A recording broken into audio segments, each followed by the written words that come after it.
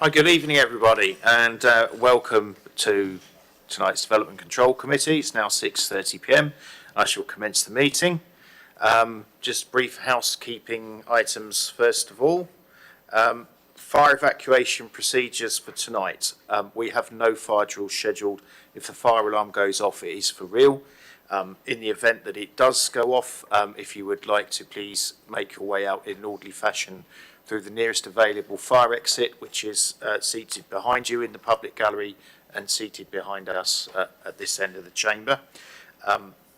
We will assemble in the War Memorial Park at the muster point, make sure that everybody's accounted for. This meeting is being webcast, so we would ask if people speaking, if you have your mic on, then we can record your comments for the webcast of the meeting. Any of you who've got mobile phones, could I please ask that they're either switched off or turned to silent? Also, not on the sheet, but I ought to mention we do have a defib in the kitchen behind us in the event that we have an emergency of that nature. Hopefully that never happens. For the benefits of members of the public present in the chamber and watching or participating in this meeting, I'd like to explain who everyone is. I'm Councillor Andrew McCormick. I'm chairing the meeting.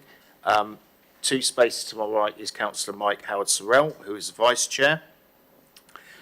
Further to my right are the councillors who are going to be voting on the decision tonight. To my immediate right is our legal officer, who will make sure that everything's above board and legal. And to my left are planning officers who are here to offer expert advice on the proceedings on planning matters. The Development Control Committee is a regulatory committee and not a political meeting. The committee will be considering what's on the papers tonight, listening to contributions brought before us, and we'll be making decisions based on planning reasons only. We are guided by national and local planning policy and guidance. At the appropriate time, I will invite any speakers to contribute to the meeting in the order set out. We have an update paper, but for your reference, if you don't have any, we will be calling Dummer Parish Council first, North Wolverhampton Parish Council second, objectors next, people in support after that, and then we have two ward councillors to speak after that. We will then go through a phase of asking questions for officers. Please be advised that people don't ask questions. They may have asked questions beforehand by emailing the officers for clarification on matters. Once all the questions have been asked, we will then move into a period of debate before coming to a final decision on planning grounds. And may I ask all committee members to avoid repetition and to keep any comments on each planning item to a maximum of 4 minutes. And public speakers, I'll give you 4 minutes each as well. Hopefully we'll get through this in a reasonably cordial fashion. I understand that planning can be emotive, but I ask that everyone remains polite and professional throughout this meeting. I'd like to think that we can get this concluded inside 2 hours. We shall see how it goes.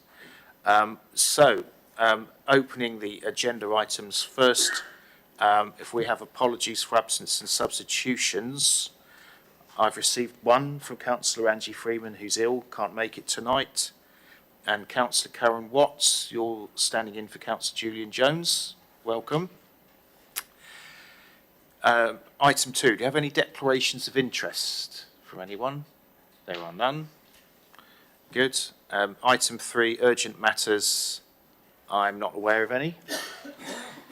Item 4, minutes of the last meeting held on the 9th of October, which we can discuss if required for accuracy.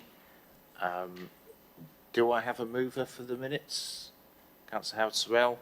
The seconder, Councillor Phillimore. Okay, if we're content with the minutes, I shall sign those as a true record.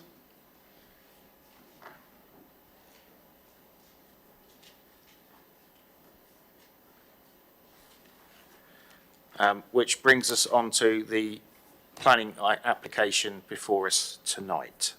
So if I could ask for Brian to introduce, please. Thank you, Chair. The application before you this evening is land at Oakdown Farm for the demolition of 3 dwellings, outbuildings and related structures and construction of storage and distribution units with ancillary offices and gatehouses, associated infrastructure works and full details of site levels, access, drainage, tree retention and diversion of underground pipeline, phased and delivered across separate and self-contained plots. The proposed site plan shows the context of the application site, with the A30 and Central Reservation to the north, M3 to the south with agricultural fields and Dummer Village and Conservation Area located to the south of the M3. Some residential dwellings, agricultural land and Trenchards Lane are located to the north of the A30, with Hounds and Fields located to the north of the A30 to the northeastern corner of the application site, with Southwood Corner and Junction 7 of the M3 located to the northeast and southeast respectively. The proposed development can be seen in the form of 6 buildings, with 2 of these to be subdivided to provide 8 units in total.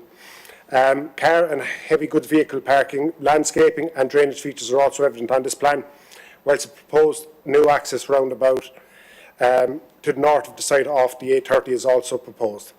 This is to provide a single arm into the site with an internal roundabout towards the southern end of the application site, whilst the proposed access to the land to the north of the application site is also proposed. The application has been submitted following the dismissal of an appeal for development on the application site for storage and distribution units, which was dismissed at appeal in December 2022.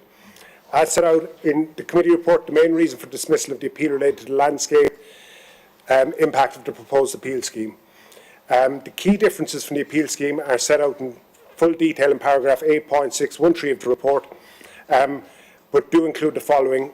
24,233 square metre reduction in the total of gross internal floor space of the development is now proposed, compared to the appeal scheme being split into 6 buildings rather than 3 as that of the appeal scheme.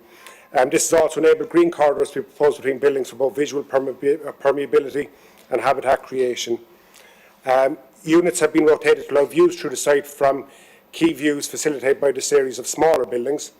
2 development platforms are proposed rather than a single platform proposed in the appeal scheme. This removes the need for extensive retaining walls along the edge of the platforms. Changes to the site access with a relocated roundabout, which is reduced in size, providing a simple access into the site with additional planting at the entrance and along the single access road. The repositioning of this access away from the central landscaping of the A30 also decreases the number of trees within the central reservation on the A30 to be removed compared to the appeal scheme. The current slide shows the site plan from the appeal scheme. This shows 1 larger unit across much of the site, with 2 additional units at the southwestern end of the site. You can also see the proposed roundabout access is located further to the east within the central reservation on the A30, and that the build form is to extend further to the western boundary of the application site. The following set of plans show the proposed external arrangements and elevations to the respective units. The proposed elevations are quite uniform in appearance, with green elevational treatments of much of the flanks with pixelated finish to the upper parts of the buildings, whilst loading bays and glazing features to the ancillary office sections of the units are also evident within these plans. Just to confirm the plans in front here, the gatehouse plans, these are located adjacent to units BG1 and BG2. The next 3 slides relate to the off-site highways works. The proposed access roundabout shows the access from the A30 with the central reservation located to the east. This plan shows the proposed Toucan crossing across the A30 with access across Trenchards Lane and into the development of Hounds and Fields to the northeast. This plan shows the highway works proposed at the southward corner to the northeast of the application site. The report assesses the proposed development and its visual impacts in section 8.6 of the committee report. This includes specific reference to the viewpoints identified in the inspector's appeal decision where they considered major adverse impacts in relation to the appeal scheme. The report explains the assessment of the current application and the overall conclusion of there being no major adverse impacts and overall compliance with policy EP1. As an example, as seen on screen, viewpoint B is taken from north of the A30 on Wayfarers Walk, looking down towards the site. This shows the proposed development from viewpoint B upon completion at year 0. This shows the proposed development from viewpoint B at year 15. And this shows the proposed development from the dismissed appeal scheme from viewpoint B at year 15. Other viewpoints are available on the visualiser as required during the meeting. Planning balance, having regard to the planning balance, the overall planning balance is set out in section 8.19 of the committee report. This sets out the positive and negative weights attached to the impacts of the proposed development and informs the recommendation for approval subject to the conditions and section 106 agreement. Having regard to the update paper, this refers to the viewing panel that took place on the 1st of November. The update paper also notes that a representation that was provided by the NHS Trust that was uploaded as a supporting document, in fact, should have been uploaded as a representation in support of the scheme. It also summarises the details of 9 additional objections that were received since the publishing of the committee report, including officer comments on the matters that were raised that were not already detailed within the committee report. One further letter of support was received from Basingstoke College of Technology.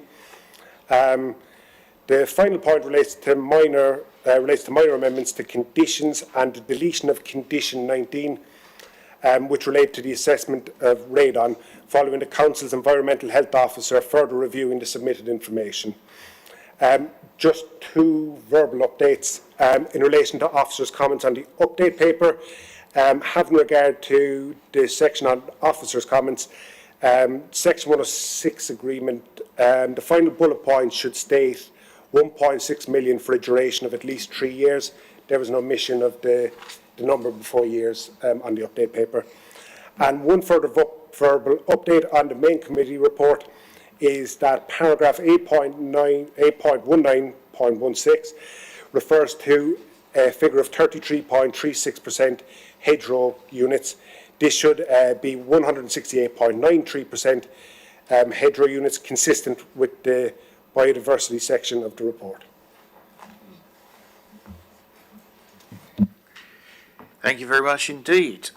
So, taking all that on board, I would now like to ask representative from Parish Council. Do we have Councillor Sheila Harden here?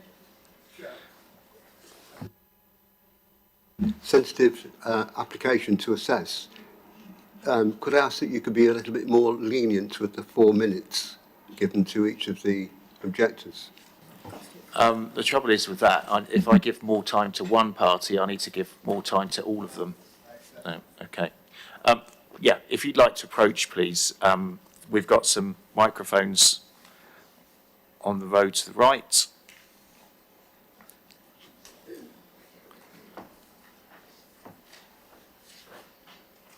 Welcome to development. Just to right there, any of those seats on the right. The mic works on the right-hand button. So when you're sat down comfortable with the mic on, you'll have 4 minutes to present, and then we'll have additional time for questions and answers. Thank you.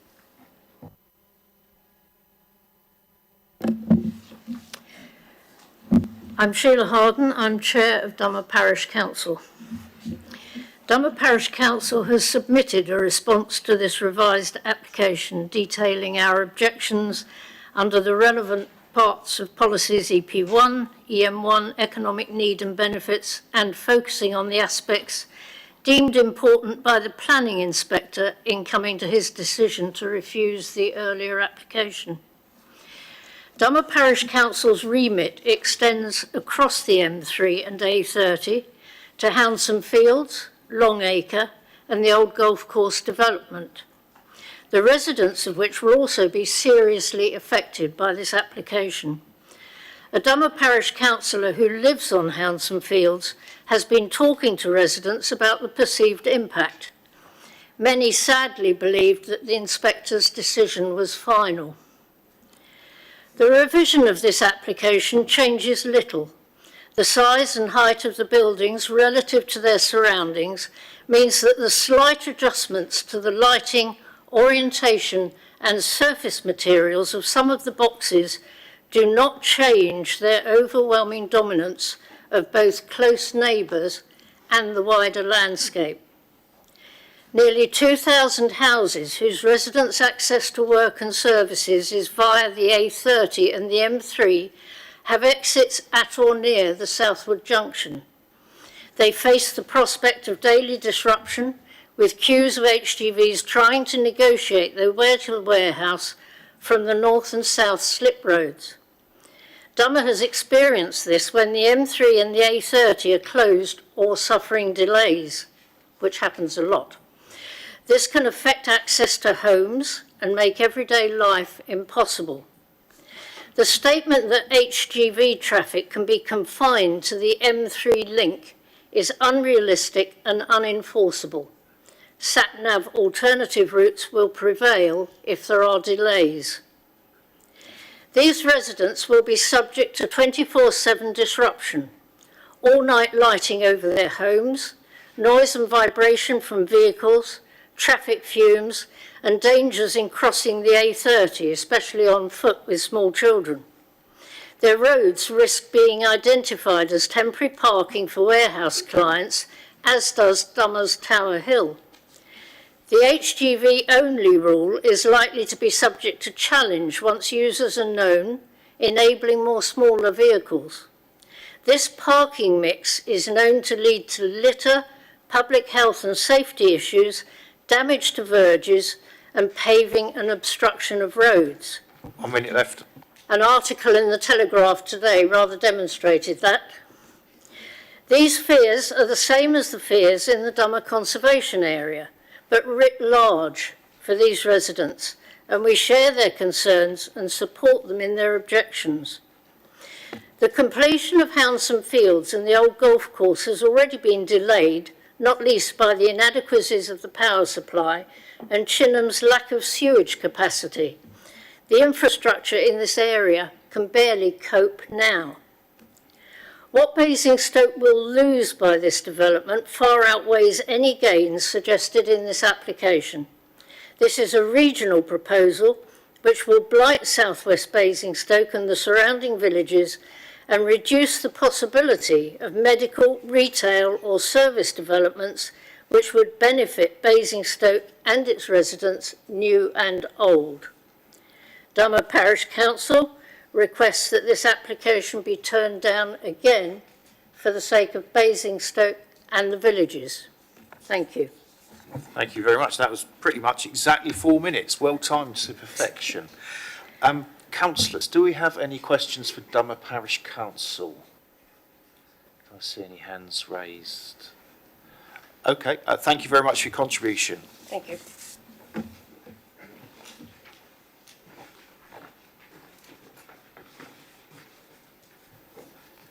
And if we could have a representative from North Waltham Parish Council, Councillor Williamson. Welcome to Development Control. The mic is on, so when you're ready, you'll have 4 minutes. Thank you. Okay, thank you, Mr. Chair, and councillors and officers for this opportunity to speak to you this evening. Councillor Penny Williamson from North Waltham Parish Council. The North Waltham Parish Council and its residents object to the proposal laid out in this submission, and it isn't materially different from the previous proposals that have been rejected. We've submitted a detailed submission with the references to the appropriate planning pieces of legislation. I'd just like to re-emphasise a number of key points. With regards to suitability of the development and EP1, it actually conflicts with the current local plan. It's outside the strategic employment area. It also conflicts with the proposed local plan and the housing proposed in the southwest area of Basingstoke. With regards need, it's very much a need that's for the south of England as opposed to locally to Basingstoke. There is vacant warehouse capacity in Basingstoke currently. There's also an additional 60,000 square feet of already approved capacity in Basingstoke on brownfield sites. There is also linked to this perceived employment benefit to Basingstoke. However, there are currently circa 500 job vacancies within this sector already in the area. So the proposed 1,100 possible roles that would be made available by the warehouse facilities would pull in people from outside of this region, not benefiting Basingstoke directly, and lead to an increased traffic that hasn't been factored into any of the numbers in the proposal, and especially for the residents of North Waltham, that would be almost certainly an increase in the amount of rat run traffic that hit the village every morning, which was yesterday was a prime example when the M3 was closed for a small period of time. The number of speeding cars going through the village dramatically increased above its normal rate. Regarding traffic and the proposed 2,000 HGVs and 6,000 other vehicles per 24-hour period, there are some unrealistic assumptions that all this traffic will approach from the M3 slip road. The fact that that's unenforceable, and to suspect that HGVs won't travel along the A303 is very much fanciful. Within the proposals, there's not, if you do travel along the A303, they'll hit the A30 at the Flowers Junction near the Wheatsheaf, which is currently a high incident junction, and there's nothing in the proposal to address that. There's also been a removal of a marshland area from the proposal. So there's a question is, where will HGVs stack? Are they going to park up on the verges alongside the A30 whilst their time? You got 1 minute left. Thank you. Yep, perfect. With regards to noise, especially at night, it does exceed the acceptable limits, and that would certainly be acceptable to the local community of North Waltham, with high frequency noise from reversing HGVs. From the visual landscape perspective, it conflicts with the council EM1 policy, and it's detrimental to the character visual amenity of the receiving landscape, and the revised proposal hasn't mitigated previous concerns and challenges, so there's no material improvement. So on behalf of North Waltham Parish Council, we do urge the members to oppose this application again. Thank you. Thank you very much indeed. Councillors, do we have any questions for North Waltham Parish Council? I see a couple of shaking heads there. Thank you very much for your contribution.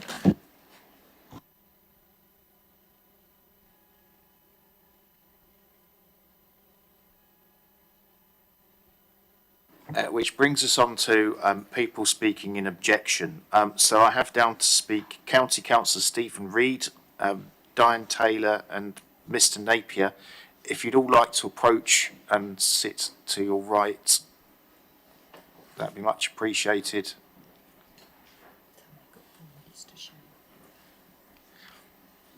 I will not be speaking. Okay, noted.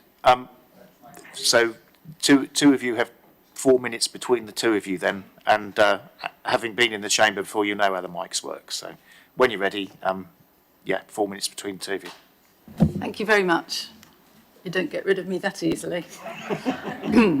So this committee's past decisions to refuse the previous applications was vindicated by the appeal ruling. The reasons, largely landscape, for that appeal decision are even more significant this time. Not only does the tweaking of layout make no difference to the broad view of this complex from all the viewpoints, including the Wayfarers Walk, but we have to consider many more viewpoints, as Hanson Fields is now just about completed, with houses just metres away from these warehouses. And as the rest of the area that stares in the face of Oakdown Farm is developed and becomes public land. We're told quite rightly that only limited weight can be given to the LPU, and yet in the report there's a huge section referring to the economic needs assessment commissioned to inform the LPU, and contested by many, I may say, resulting in the proposed designation of this site for distribution. I too, therefore, invoke the LPU to say that the landscape implications are greatly increased in view of the proposed development of the site Southern Manydown in the LPU. Once developed, and of course it will be because we're required by law to develop Manydown, and South West Basingstoke is absolutely key in meeting our housing requirements. People in their homes, in their walkways, perhaps in their hospital beds, will be staring in the face of these vast warehouses as they look south towards the Downs.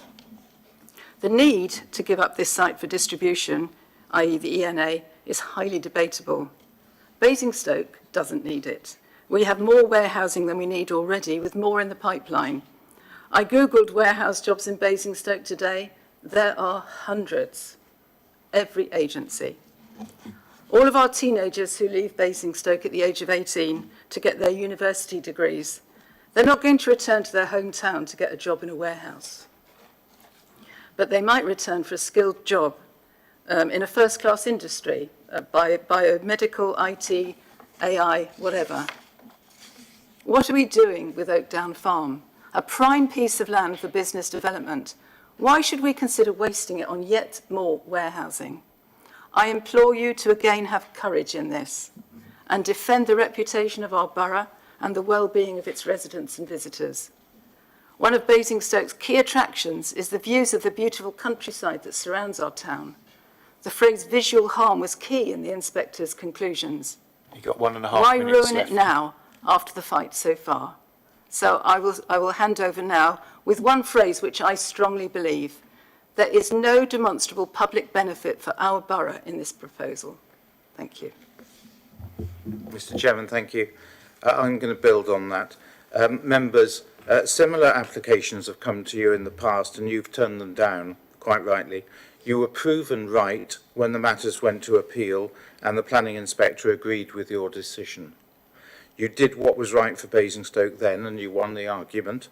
And it seems to me that the applicants are simply trying to ask the same question over and over again until you give them the answer they want. It's like a child in the supermarket who's been told, no, you're not getting any sweets. You then ask the same question over and over again, hoping that by so doing, somehow the answer will change. Well, it mustn't change if you're going to do what is right. This application is no different in essence from that which you turned down before. It's still on a site that's outside the settlement policy boundary.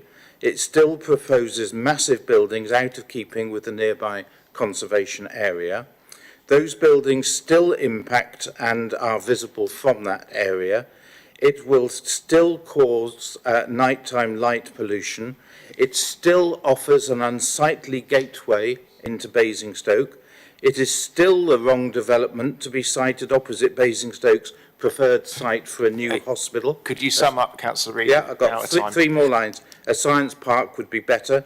It still offers jobs of a type where a simple search shows we've got a surplus of them, and it's still being recommended for approval by your officers where the planning inspector ruled that their previous recommendations were wrong and you were right to reject them. So on behalf of the residents of South West Basingstoke, I ask you to show the courage that you showed before, do what is right for Basingstoke and turn down this application. Okay, right. Thank you very much for your collective contributions. I shall now throw it open to questions for councillors. Do we have any questions? I don't see any hands raised. Okay, thank you very much for your contributions.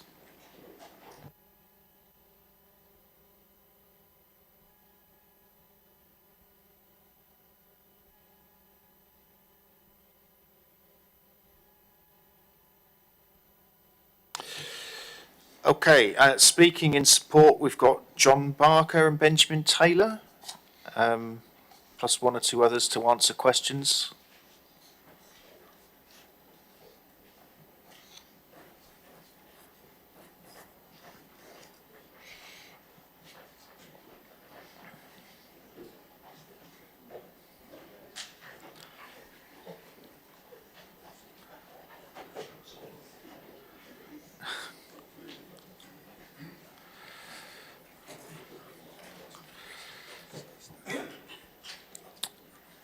Okay, welcome to DC. Afraid only the two of you that have elected to speak will be able to present. So only those two of you can speak for the 4 minutes. And then afterwards, if we do have councillor questions, then the others can answer. So mic button's on your right. When you press it and start, you've got 4 minutes. Thank you. Thank you, Chair. Good evening, councillors. My name is John Barker and I'm the Senior Development Director at Newlands. We've been on a journey to get here. I think it's important to emphasise that the only reason for refusal for the previous scheme related to landscape impacts. Following rigorous engagement with your officers and other stakeholders, we have developed a significantly materially different scheme that thoroughly addresses the appeal inspector's concerns via the positive changes. The buildings have been reorientated, creating perceivable gaps in key views, breaking up the building elevations. These gaps range from 45 to 117 metres wide and incorporate ecological corridors. There is a 22% reduction in the total floor space and a 69% reduction in the size of the largest unit. All maximum heights across the site have been reduced from between 1.4 metres to 5 metres. The building design now incorporates a pixelated cladding to better blend with the landscape. Enhanced landscape mitigation includes planting an additional 5.5 hectares of woodland. The avenue of mature oak trees will be preserved. We will build beehives, a community orchard, trim trails, and open spaces for the public. 51% of the site now comprises blue and green infrastructure. The site will deliver 168% BNG on hedgerow units and 26% on habitat units. There are no technical objections to our scheme again from statutory consultees including Thames Water, National Highways and Hampshire County Council. Our proposed scheme has 18% less daily traffic and 22% less daily HGVs from the appeal scheme. We stand ready to deliver this site swiftly to meet a long-standing need for this space on a site with emerging policy support for these uses adjacent to South Moneydown, and which the appeal inspector confirmed is appropriate for these uses. My name is Ben Taylor. I am Newlands Planning Director. It is our objective to create a legacy that we can be proud of at Oakdown Farm, and I wish to highlight that some of the significant economic, social and environmental benefits of the scheme. The proposed development will generate an estimated 1,070 on-site operational jobs, of which 41% will be professional or highly skilled, 380 construction jobs per annum and 40 million cumulative business rates to 2042. We continue to work closely with M3 Job Club and Basingstoke College of Technology to ensure these benefits will be captured locally. Both are supportive of our scheme and welcome our firm commitment to employment and skills plans. We're giving a further presentation to M3 Job Club in December, and discussions are ongoing with Hampshire County Council around involvement with their skills bootcamp initiatives. 1 minute. Our proposal would deliver beneficial infrastructure to enhance connectivity with this recognised high growth area in the emerging local plan. The new roundabout will facilitate access into Southern Moneydown, a mixed-use allocation including 7,500 homes and a potential hospital. Furthermore, an enhanced footway cycleway provision along the A30 has been included following positive engagement with the NHS Trust, and they have provided a letter of support in that regard. A proposed £1.6 million new bus service has been agreed with Stagecoach and will run along the A30 to the town centre, serving the site, but also benefit the residents of Hounston Fields and the golf course with a reliable, frequent service they currently do not have. From a sustainability perspective, the proposed development will greatly exceed planning policy requirements, targeting BREEAM outstanding compared to excellent previously, and we are committed to covering all available roof space in solar PV. Thank you for your time, and we hope you will support the officer's recommendation to approve this important scheme for the borough. Okay, right, yeah, and you just ran out of time. Thank you very much for your contributions. Councillors, do we have any questions for those? Councillor Hussey, then Councillor House-Sorrell. At the beginning of your statement, you said that the heights of the buildings had been reduced by 1.4 up to 5 metres. Is that the net reduction in height, taking into account the changes in land levels to the site? So that's a perceived, the buildings themselves haven't changed by that amount. It's the perceived height because of, can you explain it to me? Because I'm a bit confused by your statement. So the statement I gave in terms of the reduction in height between 1.4 and 5 metres relates to the maximum height. So the height in which it is in the skyline. But the buildings themselves have been reduced further than that in terms of the actual heights of the buildings. But one of the key issues that we've addressed with this application that came out of the appeal decision was going to a 2-plateau scheme to break it up slightly, as previously we had a single plateau. And in order to do that and to work with the the access road, etc. One of the plateaus is slightly raised. So whilst the building is lower, the net difference is not quite as much. Thank you, Chair. I have two questions, quite simple, hopefully. You just mentioned the bus service, and we know it's going to run for 3 years. You said that it would be of use to local residents. Now, I wasn't able to gain clarity from the report. Will that stop anywhere other than the town centre and at the factory? Will it stop at local points along the route out? Because otherwise it might not be of that much use to residents. And I have another follow-up in a minute. Evening. Is that working? Yeah. My name is Matt Thomas. I'm the Director of SLR and I'm a Transport Planner. And I've been responsible for the transport work on this project. We've spoken to Stagecoach over the last 4 years, actually, but more recently over the last year during the course of this application. And it's absolutely correct that the new bus service will be available for everyone along the A30 corridor. It won't just be related to the new development. So all of the existing residents and new residents along the A30 will have access to the new bus service. And then a separate question. The ecological corridors mentioned, the diagram currently on the screen doesn't show much green between any of the individual units except the east and west of the site, the 2 large and then the 4 or 6 small. Can you give me a little bit of clarity on those ecological corridors as to how they're expected to be able to provide routes for nature and whatnot through the site and between the warehousing? Yeah, we basically took the principle from one of the earlier applications, which was the first outline application, where we were asked to put in an ecological corridor to provide that connectivity. And we thought by the breaking up of the units into what is now 6, we would just replicate that because it was something that was commended by the biodiversity team on one of the earlier applications. So we feel that, you know, the 15-metre wide corridors will provide a good benefit in terms of habitat connectivity.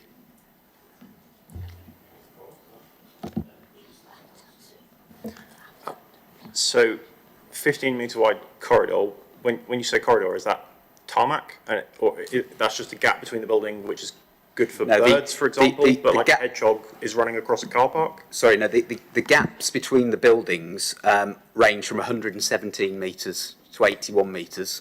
So you'll have the building, the yard, and then in between that you will have an ecological green corridor that we've planted, and then you would have another building or yard. So no, that's completely dedicated to ecological biodiversity means.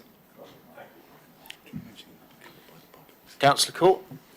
Thank you, Chair. Good evening to you all and thank you for the opportunity to visit on Friday. One query has arisen earlier, and that was to do with what happens should there be a problem on the M3, and what facilities do you have for HGV waiting on the site?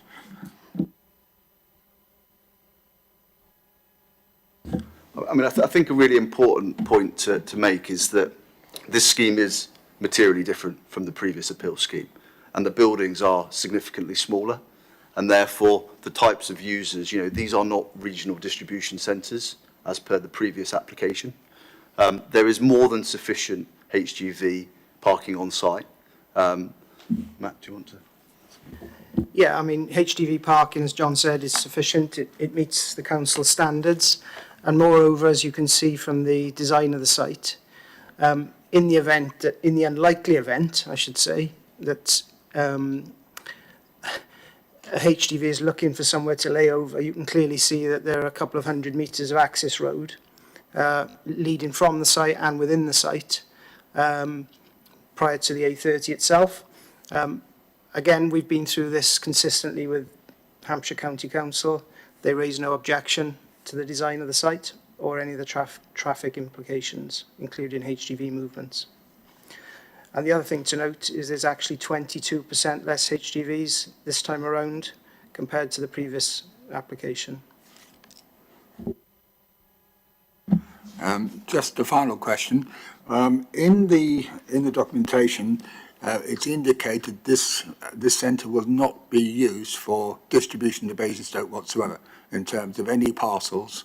It's only used as a regional distribution centre, so traffic into the facility via the M3 and traffic out again via the M3. Is that clear, and how are you going to control that?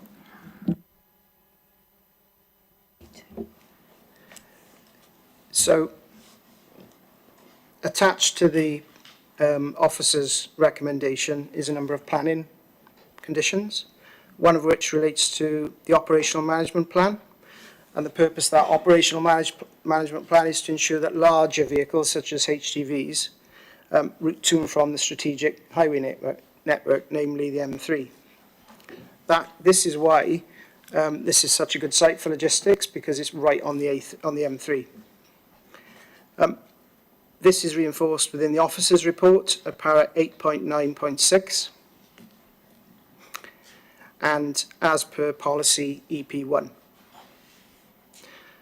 Whilst there are a number of different units on the site, all occupiers will be aware and sign up to the relevant planning conditions. And obviously, as I've just said, one of these relates to HGV routing via the operational management plan. Thank you. Councillor Bound? Good evening. Bearing in mind that Basingstoke is a fairly low unemployment area, and you have lauded, I suppose, the fact that it will provide opportunities in terms of employment for local people, how sure are you that local people can actually fulfil this need? Thank you, Councillor, for your question. I think one thing I'd like to sort of address in answering that question is the variety and range of jobs that these buildings now cater for. A lot has been made in both this evening and in previous applications about, you can Google how many warehouse jobs there are available in Basingstoke, and there are hundreds, supposedly, of entries. I think these schemes now are not low-skilled workers. It's evidenced by lots of research that's been done, lots of content within our application and referenced in the officer's report, that the variety of jobs that are created from these are now high-skilled. You've got engineering jobs, you've got office jobs, you've got accountancy jobs. We should remember that these buildings now are multifunctional. They're no longer where you've got businesses that have a warehouse function in one building and an office building in the other. There's 50,000 square feet of office content within these buildings, which would make it a very substantial standalone office building in Basingstoke. The other thing I'd like to mention, again has been referenced earlier, is the work that we've been doing with M3 Jobs Club and the Basingstoke College of Technology. And it's very clear from those conversations and their letters of support, there are lots of people in Basingstoke that are absolutely looking for these types of opportunities. I'll hand over to Ben. Yeah, I just wanted to also highlight the fact that the logistics sector is a significant vehicle for social mobility. There was a Frontier Economics report published a couple of years ago, which just demonstrated that around 2/3 of managerial positions are taken by people without university degrees. So the ability to work your way up through these companies, it means that there's a lot of social mobility that goes on within them. 20% of warehouse workers were previously unemployed, so it's good to get people back into the labour market. And I think we also provided a labour analysis report that was undertaken by Savills, and effectively that does show that following COVID there are higher claimant accounts both in Basingstoke and Deane, and also the wider labour market area, which is defined by a 30-minute drive time from the site. So that has gone up 51% higher in Basingstoke and Deane, and 61% in the FEMA. But as John says, there are a plethora of opportunities for people, whether that's new entrants, people with degrees, and office workers. So there's a significant amount of opportunity, and we've spoken to people. So we've spoken to people, at the M3 Job Club and at the college, and that opportunity is there for them to take. Okay, thank you. Councillor Phillimore. Councillor Bound,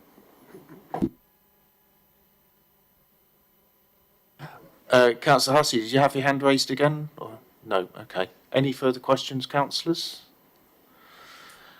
Okay, right, thank you very much for your contributions.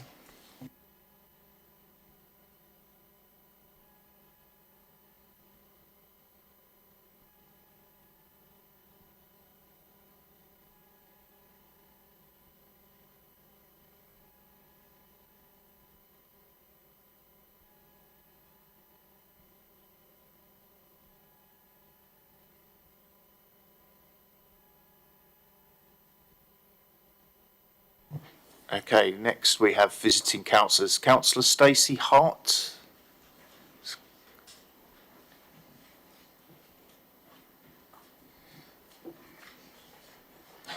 Welcome to DC. When you're ready, you have 4 minutes.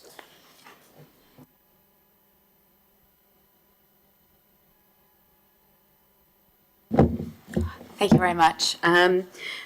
You've all had really succinct and eloquent reports on the enormous impact to our local environment, the view that greets people on the way into Basingstoke with this project, the impact on the countryside scene for residents, and the huge and ongoing extra pollution that a new daily stream of lorries will bring into their lives. So I won't repeat all of that, but just offer up a couple of thoughts. Notwithstanding the work that has been done to green up this iteration of the application and the amounts of warehouse floor space that we've heard a lot about being shaved off in this particular version, this is still an enormous footprint we're talking about. The floor space reduction that we've heard about gives the impression that this is far more reasonable than earlier versions of the application. But those numbers refer only to the warehouse building size. You know, you've still got all of the car parking, all of the, and any ancillary buildings, all of that will be concreted over and lost to green space. If you look, the entirety of this site here, if you look at it on Google Maps, it's not dissimilar to the entirety of nearby Beggarwood. That's huge. So while there have been changes and the applicants have upped the numbers of trees and hedges that they'll plant in between, I don't think that will markedly reduce the impact of this project that will be plonked on what's currently a lovely countryside vista at the entrance to our town.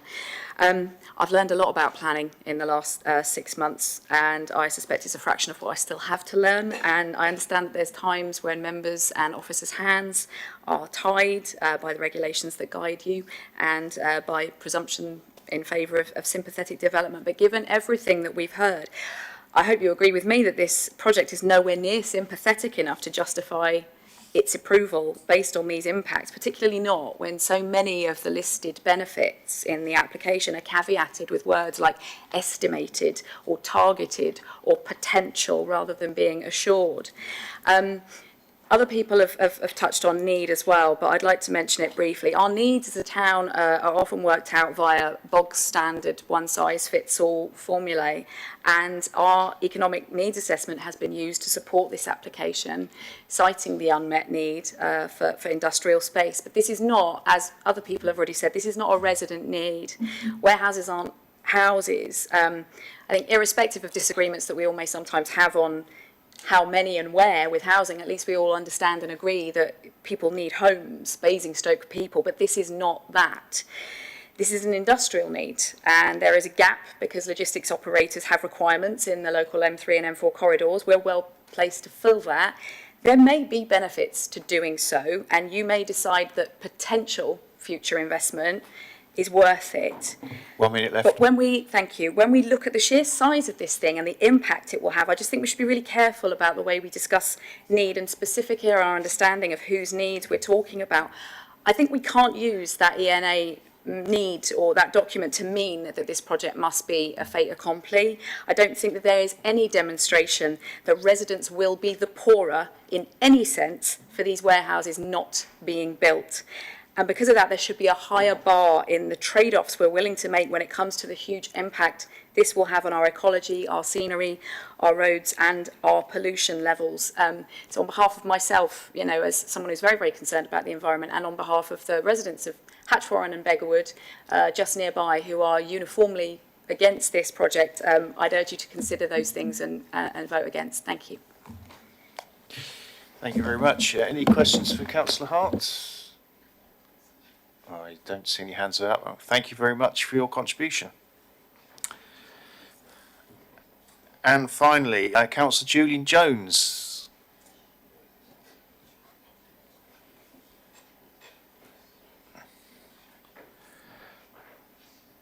So as a veteran of DC, you'll know how things work. When you're ready, you've got 4 minutes.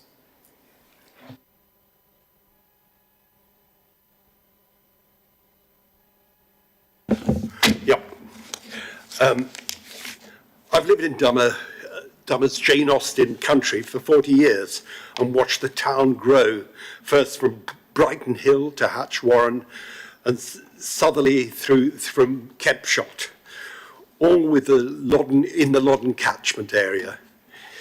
In 1999, I was elected to the Dummer Parish Council. Since that time, Beggarwood and the Long Acre site have been built. Hounsome Fields is nearing completion, and the old Basingstoke Golf Club has started its development. All of these, except Long Acre, are in the test catchment area. The result is a large increase in the traffic using the A30, the southward traffic lights, and Junction 7 of the M3. This route and Junction 7 was originally a lightly used rural route for the community and as a relief road when Junction 6 was out of action. During this period, the M3 beyond Junction 9 has been expanded to 3 lanes in each direction, leaving the only section between Junction 8 and 9 with two lanes only. Between the M27 and the M25. Throughout my time in the Parish Council, Hampshire County Council has forecast the imminent gridlock of M3 in this section, Junction 7 and Junction 8. Days before the Oakdown Farm appeal, HCC produced a proposal to move the slip roads of Junction 7 to south of of Junction 8. The volume of traffic using the A30 and Junction 7 remains. In the event this report was withdrawn. As the officer's report highlights, the minimum distance between the motorway junction should be 2,000 metres, but in fact the southbound weaving area is less than 600 metres, and it's not much better in the north direction. Northbound merge is also less than this required distance. The report speaks of the low traffic volumes, but these were taken in a period of the COVID pandemic. And indeed, only now, when the population was kept in their homes, only now is the traffic returning to normal volumes. So if we look at this application now. 1 minute left. Yeah. The allocation for this basically of the requirement in Basingstoke is 99,000 square metres of floor space. About 60% of this is already satisfied by existing sites. And so the result of this application will be that most of it will be in a regional requirement, which will bring yet more traffic into these constrained roads. The foul water from this site is a problem. The Basingstoke Golf Club can't be completed because there's insufficient capacity in the Chinham Works to handle it at the moment, and in the network to reach the Chinham Works. The screening and tree planting, the tree officers highlight that in fact there's likely to be a significant failure of the tree planting, and that will have to be redone. So the likelihood that there will be full screening by the year 15 is unlikely. On the bus route, I'm very confused. I think we had questions earlier. I'm not sure whether this is 1,600,000 every year. If you could sum up, I'm afraid we're out of time. Or whether a single payment, as with Beggarwood, will run out after a very short period. We've heard about HGV parking. Basically, the previous applications refused by this committee, and indeed we found an appeal that the government inspector refused it. I think again this application be refused, and that could give an opportunity for a second government inspector to consider the application. Okay, thank you very much. Do we have any questions for Councillor Jones? Nodding, no, shaking heads there. Okay, thank you very much for your contribution.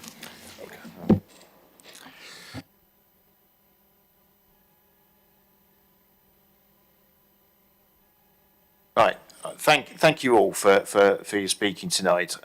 We shall now move on to any questions any of the councillors may have of officers. Councillor Hussey? Permitted, Chair? Yeah, on this occasion. Go on then. On the update paper, on the second, at the bottom of the second page, under public observations, the last line says the tallest building is located in almost exactly the same location, but this time it's higher and will be more visible. The applicant said the heights have been reduced by 1.4 up to 5 metres. Which statement do I take into consideration in the officer's view? They are reduced. That's obviously an observation that came in from a member of the public, and yeah, they are reduced by that outline 1.4 metres in height at the lowest reduction level. So that's up. The main report is clear on the reduction level. The next point is it valid to take into account consideration of potential changes to M3 junctions 7 and 8 when determining this application?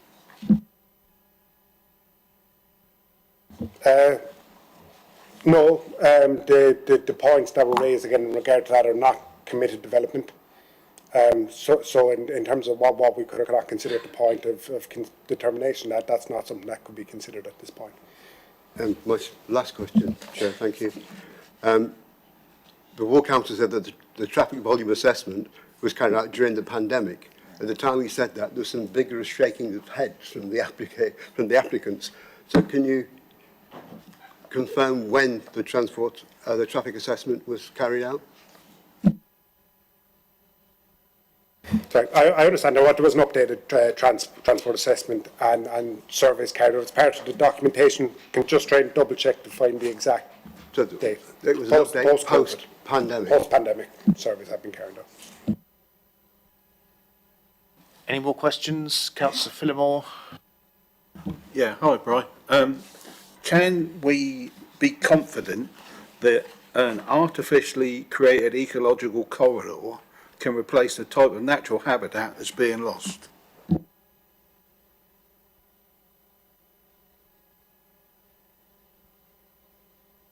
I've been asked if you could repeat the question, please. Right. Can we be confident that the artificially created ecological corridor can replace the type of natural habitat that's being lost?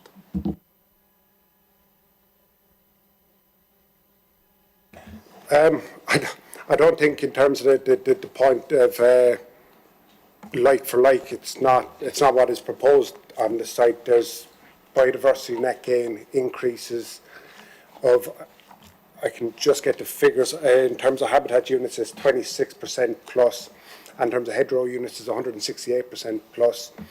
So across the site in terms of biodiversity net gain, there's a significant increase. There is no objections from biodiversity officers on habitat loss. So from that point of view, officers, as outlined in the biodiversity section report, are satisfied from a biodiversity perspective.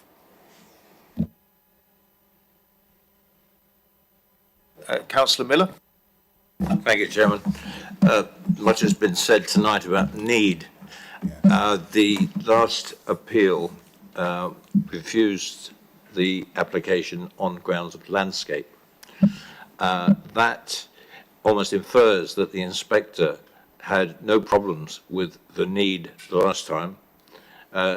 Can you confirm that that is the case, that it could not be used or should not be used as a reason for objecting to this particular application? It's the follow-on from the inspector's reports that are pretty critical on our decision tonight. Yes, councillor, that's fair. A fair assertion. Councillor Court. Thank you, Chair. This relates to a comment under section 8.2.14 of the report, where it talks about storage and distribution requirements of 99,000 square metres.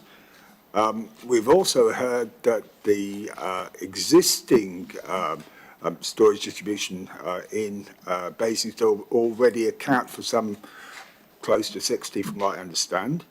But also, I'm looking at this application and saying this storage and distribution centre doesn't even service Basingstoke, because there's no postal or any distribution service from these regional warehouses. So, how is that applicable to this report?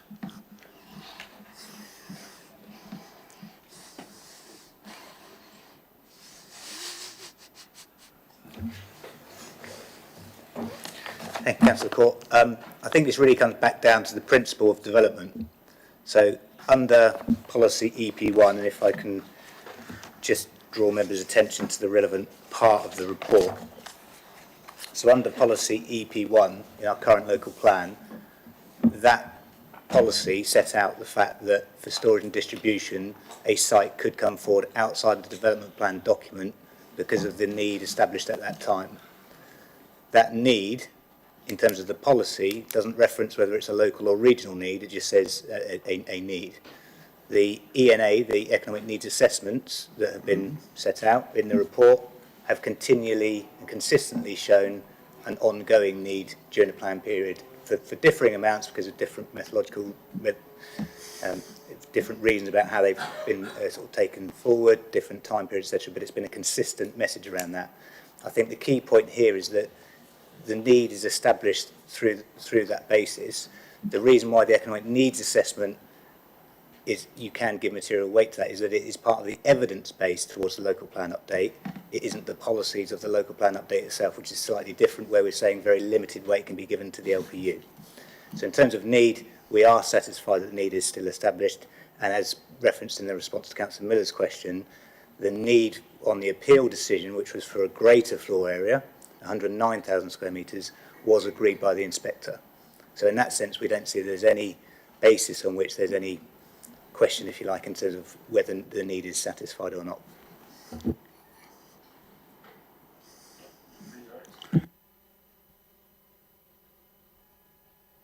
Thank you. Just to clarify then, this particular development will exceed what we actually will require based on the ENP at the moment, and what we predict. Is that correct? So the latest ENA came to a figure of 99,000 square metres over a slightly different period. I think the key point is that there's a consistent message around overall need not being met. That was the basis in which the original policy, EP1, was put forward, because existing strategic employment areas were not meeting that requirement. So there is a consistent ongoing need. Yes, there will be other sites which come on stream during that period. Equally, there'll be sites which come out of storage and distribution use, so there'll be a continuing change, if you like. But the consistent message between all of those ENAs that have happened since the local plan was adopted has always been that there has been an ongoing need, even allowing for that fluctuation. Just to clarify, Chair, I apologise. In terms of what we've seen here and what's stated, this site is not able to affect local distribution in Basingstoke. So is that consistent with what you're saying in the report?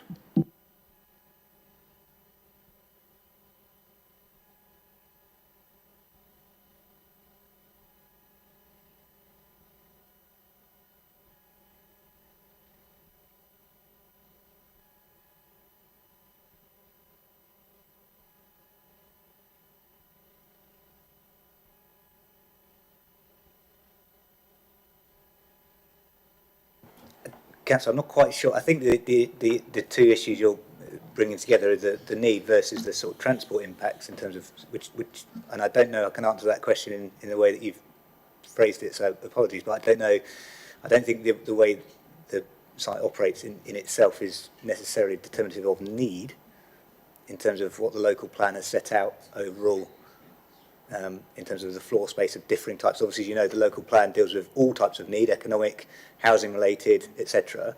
And it's established that there is a need for this type of floor space, irrespective of local or regional. Thank you, that's clear. Thank you.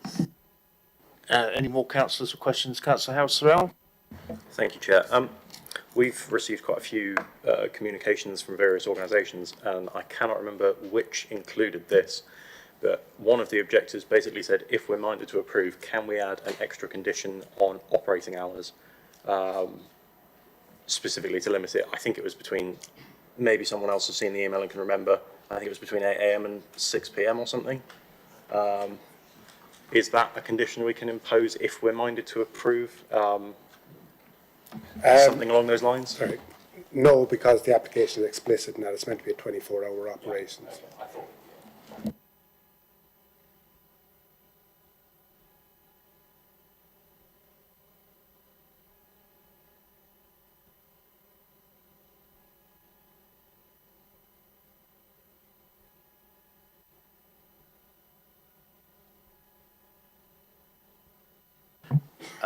I've just had a request to bring someone back in to answer a highways question. Yeah, just to explain, I think that from recollection, the queries from Councillor Hussey about the information in relation to traffic generation survey work, whether it included pre or post-COVID related. I think that, as I understand it, and this is where I think it would be useful, Chair, for absolute clarity, using your discretion to potentially ask the highways consultant from the applicant. As I understand, the point that's been raised by Hampshire Highways during the consultation, and if I draw members' attention to table in paragraph 8.97, is that there were revised trip rates to take account of the differences during COVID times. I don't think that's quite the same as additional survey work having been undertaken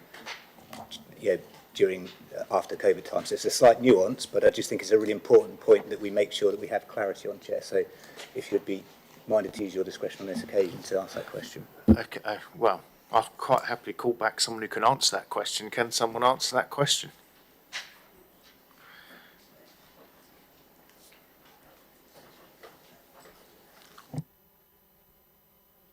Hello again. Yeah, I can just refer you to actually the paragraph in the transport assessment and the accompanying table, table 1, page 3 of the transport assessment. So we've actually done 2 sets of surveys because obviously we've been here before. The original surveys were done in 2019 in November, so pre-COVID. When we started this application back in 2023, we then commenced another set of surveys, and we found that the new surveys in 2023 were significantly lower in traffic volumes than the 2019 data. So in other words, the 2019 data undertaken pre-COVID in November were higher in terms of traffic volumes across the network. Now, to put that in perspective, the 2023 data was about 17% less on the motorway junction. It was between 14 and 19% less at the A30 junction, and it was about 5 to 13%, this is depending on the peak hour, less than 2019.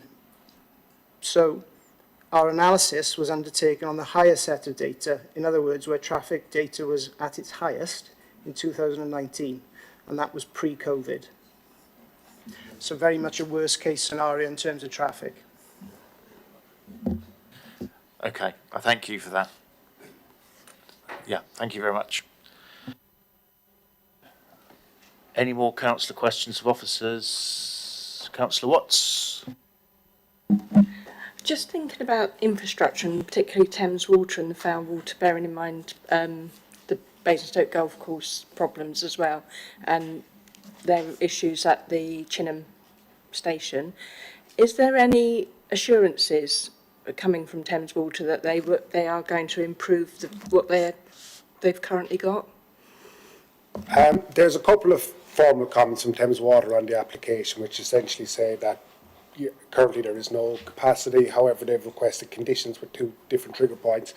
There's a subsequent submission from the applicants of a pre-application with Thames Water, which was uploaded as a supporting document, which gives indications of timeframes, I believe, in 2026 for operations, and refers to working together for it to come on stream. Now, in any event, statutorily, is the requirements under the water regulations to provide access to the developers to the network they're required to. We've also secured a condition prior to any occupation or operations of the units that connection to the foul network system must be secured.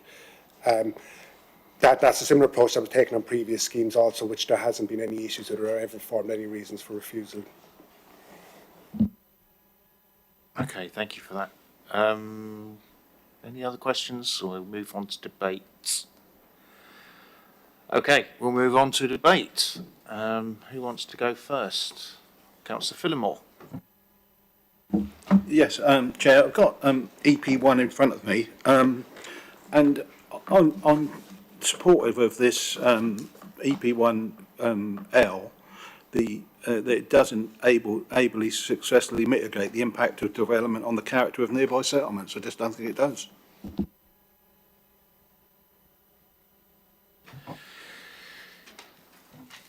Councillor Hussey. Because it's been mentioned already, I'd just like to read a statement from the officer's report, where it says, the inspector outlined that I accept that the proposed amount of floor space is justified with reference to sub-regional and local demand. However, my findings on the degree of landscape and visual harm arising, etc. So we've established that the amount of floor space and regional or sub-regional is not is supported by the inspector, is not a reason for refusal. So, and the whole report leads us to concentrate on the inspector's concerns about the impact of visual harm to the area. So, from my viewpoint in looking at this version of the application, I'm looking at the net height reduction, 6 blocks with green corridors, and the fact that the biodiversity officer is referring to a net gain.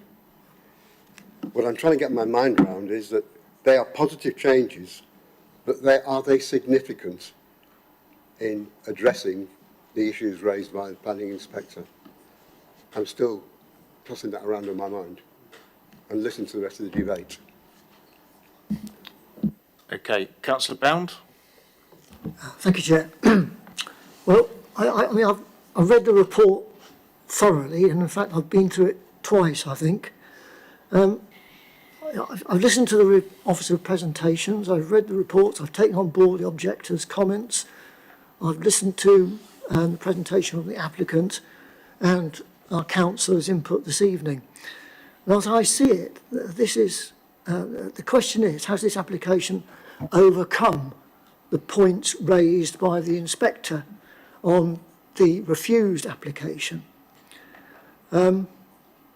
I believe that this time the application has largely answered the reasons for refusal as put forward by the inspector on the last application. And this doesn't mean that the application is perfect by any means, and I think within the report this is acknowledged.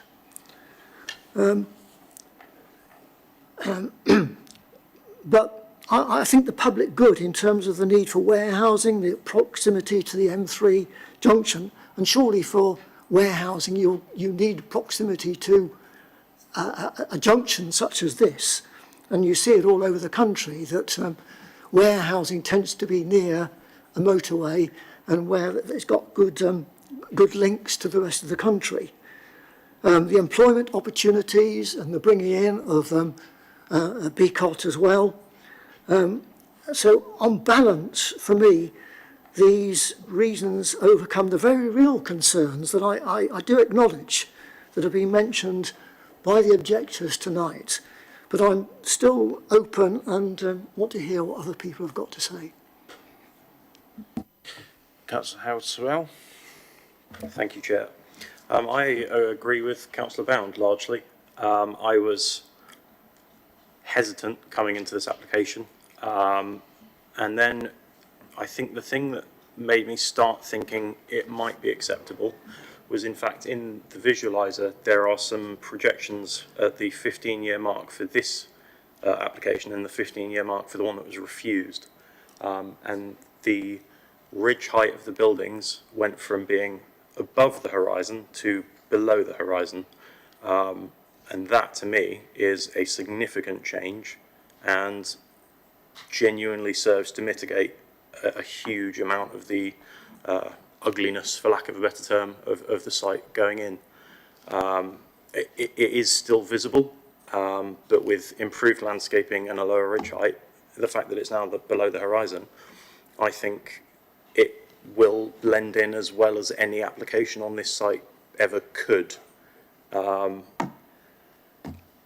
I'm not 100% tied to that opinion, so if anyone wants to convince me otherwise, then like Councillor Bound, I'm happy to hear further debate from other councillors, but at this point I'm leaning towards the officer's recommendation. Councillor Durrant. Thank you, Chair. I have a couple of reservations. I wasn't on DC when the previous applications were reviewed, so I'm not carrying a load of baggage with me on that. To me, it is the fundamental thing is the impact on the landscape, change of use of the land, and there is a visual impact. If you're 10 miles away or on the moon, it's not significant. When you're close up, it is, and I use that route quite often. So I do have reservations about is it a good impact on landscape, and I can't see that it is. The other thing is with all employment questions, and I've seen it many times, if you don't know who's going to be using the facility, you don't know where they're going to draw their employees from. So I think when you talk about a growth in opportunities and work, it's all a bit estimate and hopeful wishing in some respects, because we just don't know who's going to be there, where they're going to get their people from. So I question that. So those are really my two areas of concern. Thank you. Councillor Miller. Thank you, Chair. Yeah, I was sitting where you were in the first application, but not since then. Landscape. I think the most practical way of assessing this was on the viewing panel. I come back to this meeting after meeting. Viewing panels are absolutely essential for us to make a decision. That's followed up by the officer's brief afterwards, because the visualizer doesn't do it justice, quite frankly. When you're sitting in the landscape itself, and it was pointed out from, I think, 4 different viewpoints, we got an appreciation of what has turned out to be, in my view, the mitigation of the adverse impacts that the inspector identified in the previous appeal decision. Yes, you can't hide it. There's no way. And it's an exercise that you go through about year 15. You've got to look in the future, and that's what this is all about.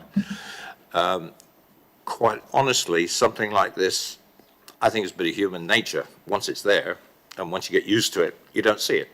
It's one of these natural things. It just becomes part of the landscape, if I dare use that expression. And I think the various other mitigations that have changed in this particular application is a positive way forward.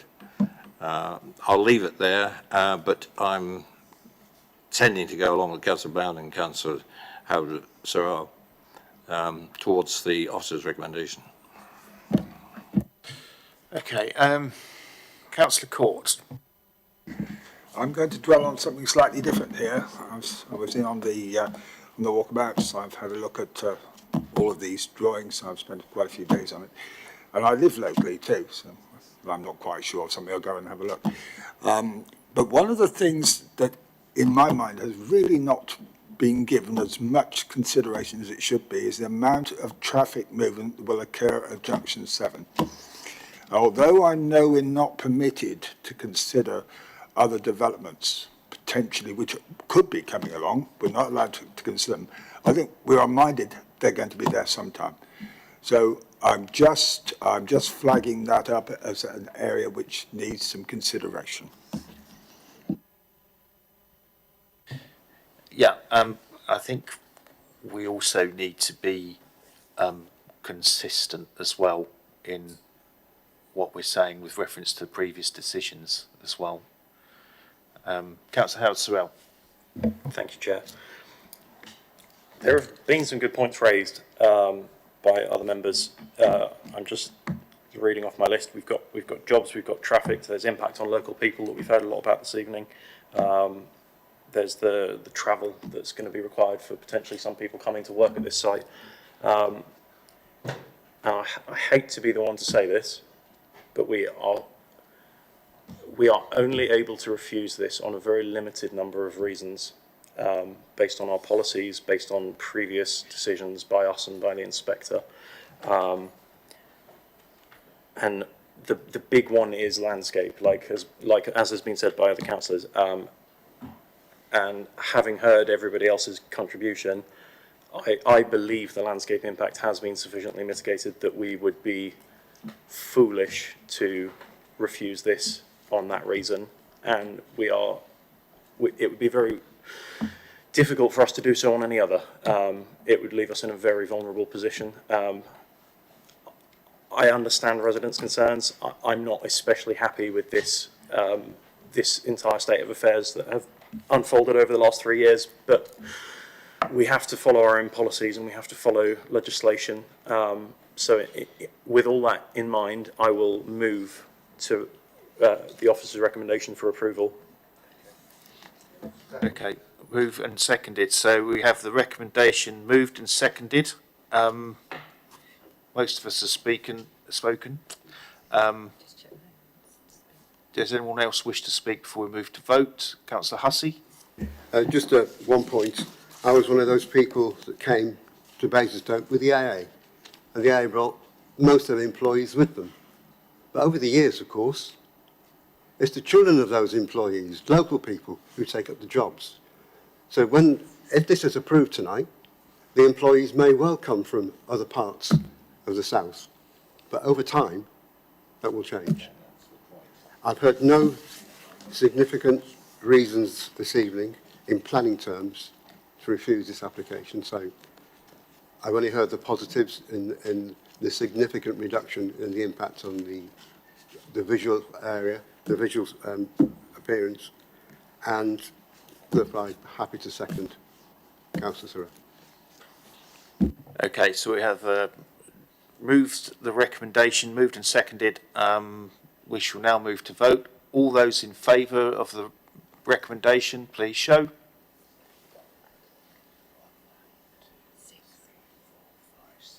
Okay, those against, please show.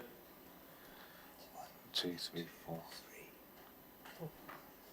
That's 4. Okay, right. That's carried. Then, if we could have the decision, please.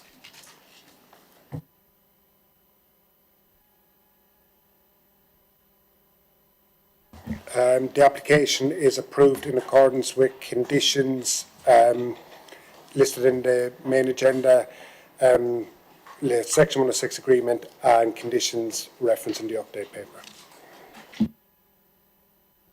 Okay, there being no other items on the agenda, thank you everyone for your time and contribution. I will now declare this meeting closed at 5 to 8.